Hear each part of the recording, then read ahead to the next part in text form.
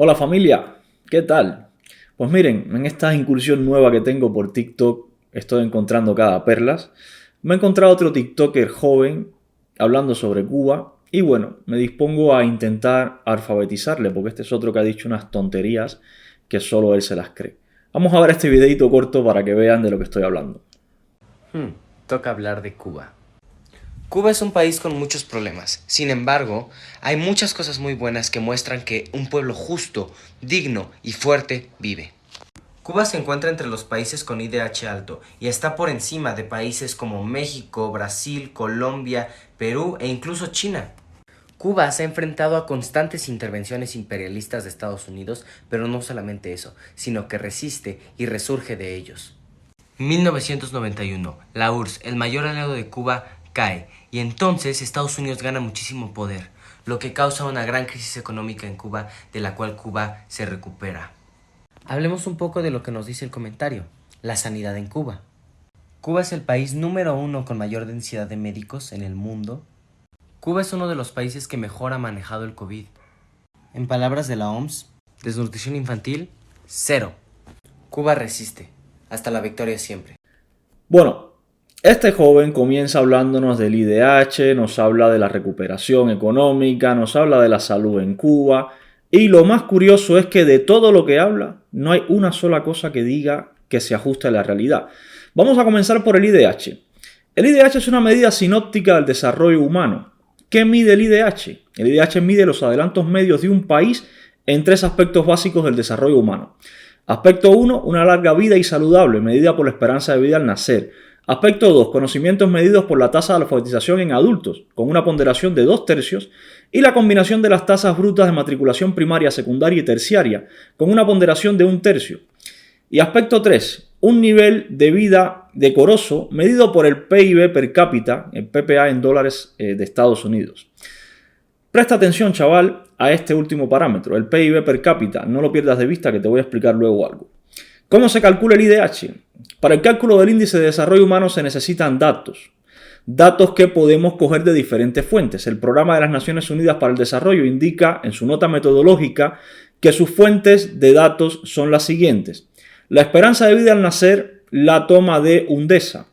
La esperanza de años de escolarización la toma de UNESCO, ICF, UNICEF y encuestas de la OCDE.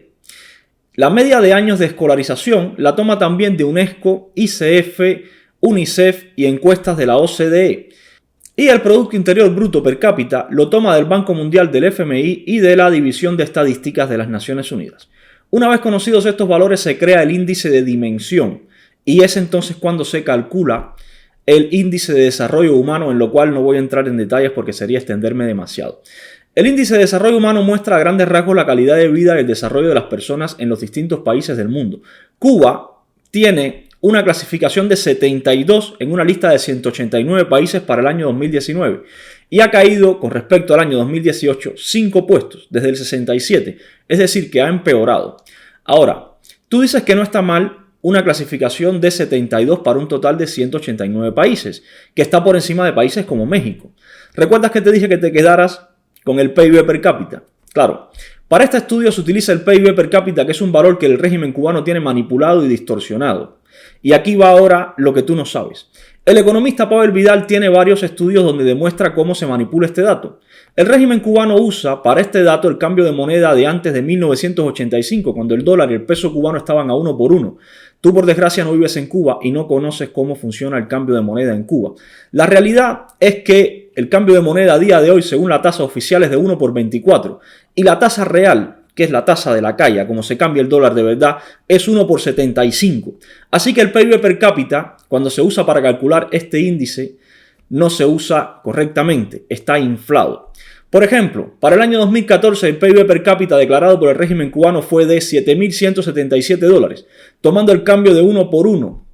Según el estudio de Pavel Vidal, si tenemos en cuenta el cambio oficial de 1 por 24, el PIB per cápita real del 2014 es de $3.016, menos de la mitad de lo que declaró el régimen.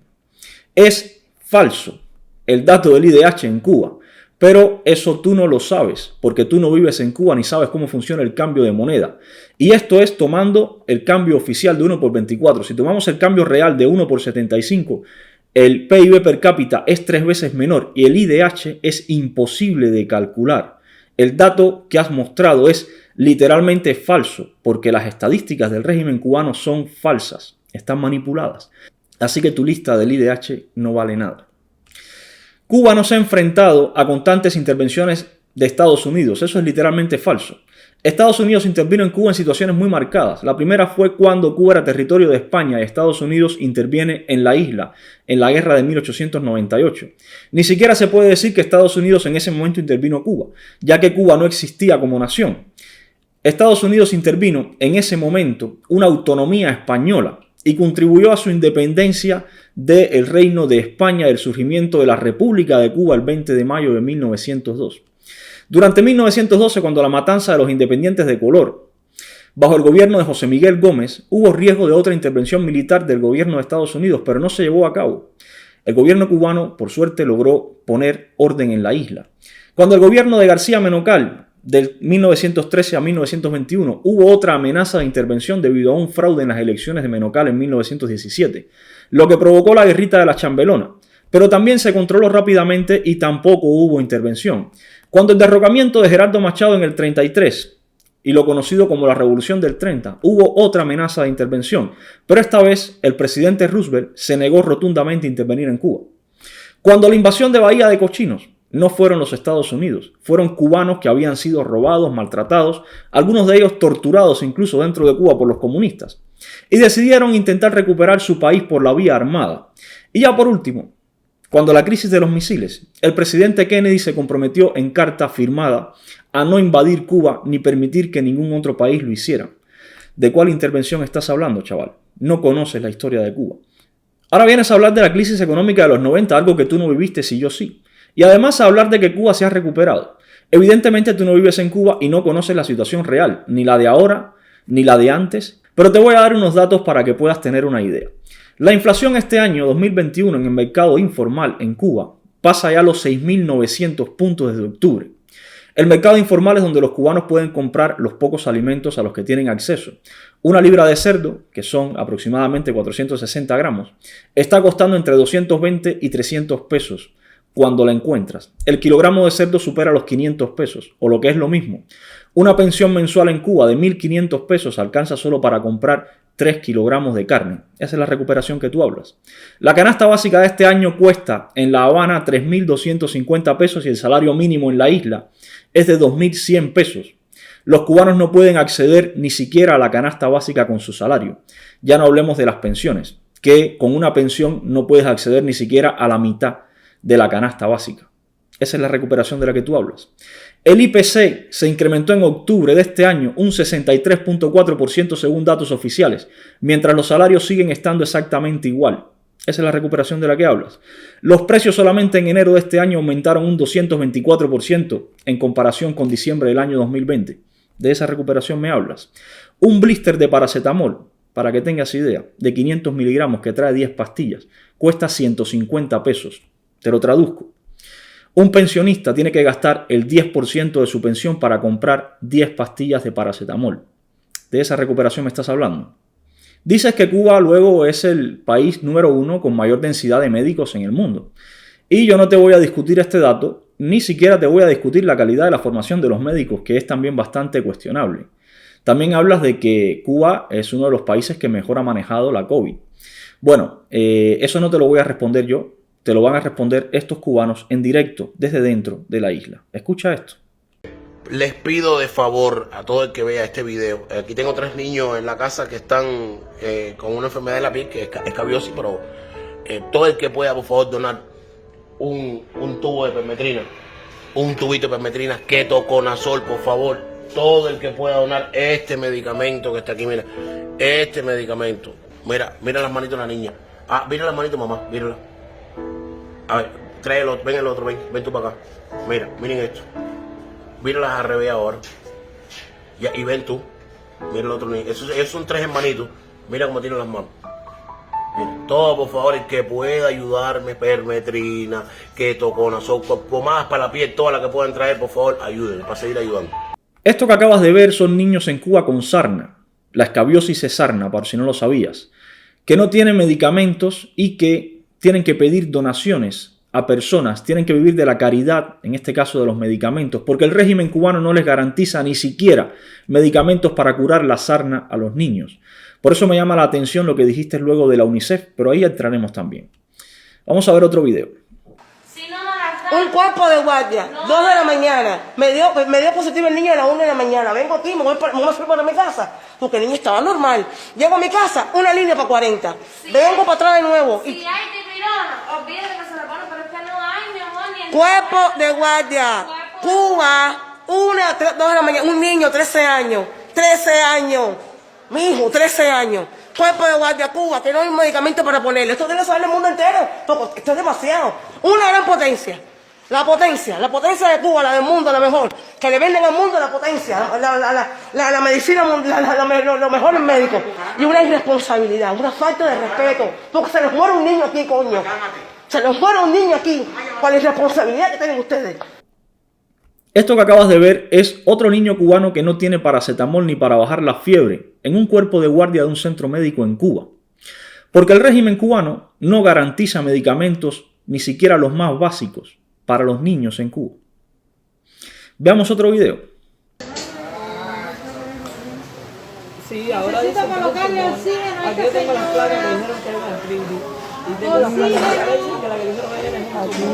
Aquí todos son mayores de edad.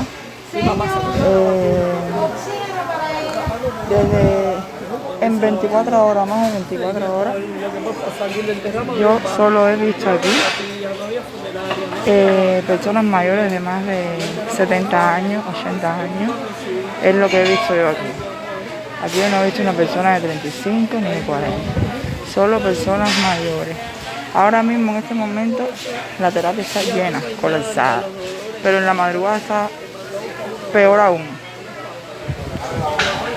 Tiene gente, mira donde está la baranda verde, falleció. En menos de 8 horas han fallecido 3 personas. Esto que acabas de ver es una de las miles de personas que no tienen oxígeno en Cuba y que murieron por falta de atención médica ante la crisis del virus. Esta es la buena atención y los logros de Cuba de los que hablas en cuanto a la pandemia. Gente que murió simplemente por no tener oxígeno. Veamos otro. ¡No sean abusadores! Mira el maldito allá, mira, maldito está allá. Y no lo dejan pasar la comida. En un lugar que esto no es ni para enfermo. Esto aquí no es para enfermo. Miren el lugar este, miren para enfermos, miren. Miren la asquerosidad, mira. Miren.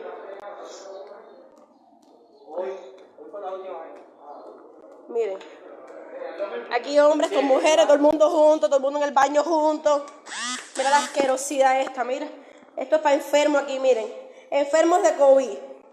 Miren estos baños, miren. Miren estos baños y la comida. ¿Para qué? Déjame pasar ahí. Para enseñarles lo que hacen con la comida aquí la gente. Miren. Miren las comidas donde la meten la gente. Miren. Miren la comida, miren. Miren. Miren. Arroz. Fufu. Miren. Miren. Esto fue lo que dieron hoy. Esto es la comida aquí. Esto que acabas de ver es un centro de aislamiento para enfermos del virus en Cuba. Más bien un matadero. No tengo nada que añadir a lo que dijo la persona del video. Y en cuanto a lo de la desnutrición infantil 0% que dijo la UNICEF, demuestra otra vez claramente que no has vivido en Cuba ni conoces la realidad cubana. Los niños cubanos están malnutridos, en su inmensa mayoría. Te lo digo como cubano y como nutricionista. Además de tener sarna y no tener medicamentos para la fiebre, además de eso, también están malnutridos.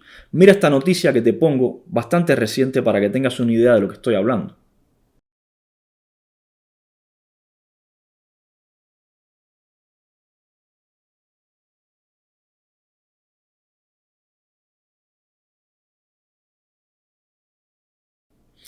¿Has visto qué triste la noticia? Pero además de esta noticia, existen varios estudios, y me voy a referir solo a uno de ellos como ejemplo, para que te ilustres un poquito en el tema. Te recomiendo este estudio titulado Alimentación y análisis nutricional en La Habana bajo el prisma de la etnocontabilidad. El caso comparativo de las familias Vázquez y López. Después de un estudio detallado, las conclusiones en el punto 59, dice el estudio. Uno de los resultados de la investigación ha sido corroborar una gran diferencia entre los datos calóricos oficiales y nuestros datos de primera mano. Los datos del gobierno cubano son sorprendentes, hasta el punto de preguntarnos si nos referimos al mismo país. Según estos, en 2007 la población cubana consumía 3.288 kilocalorías diarias, mientras que en el caso de las familias estudiadas, la ingesta calórica no sobrepasa las 1.600. ¿Te das cuenta? ¿Te das cuenta el engaño del régimen cubano en el que tú caes?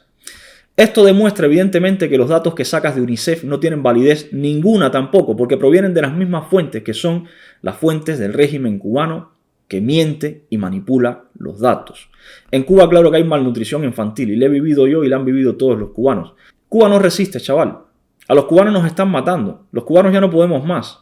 Los cubanos de dentro de la isla están siendo maltratados por el régimen cubano y extranjeros desde fuera, ignorantes como tú, siguen apoyando a la dictadura cubana y al maltrato que estamos sufriendo. Ahora espero que conozcas un poquito mejor de Cuba, estudies un poquito antes de hablar, todavía eres joven, creo que tienes edad para seguir aprendiendo. Y si no, la vía más fácil es que te cojas un avión, una muda de ropa y te vayas a vivir a Cuba como cubano, para que veas cómo ese pelito bonito que tienes sin champú va cambiando rápido. Y si te pones a estudiar en una secundaria básica como la Antonio Maceo ahí en la calzada de Buenos Aires, en el Cerro, a lo mejor hasta esa carita te cambia a los 2 o 3 días. Ya verás qué distinta es Cuba, la Cuba real, a esa que tú estás describiendo.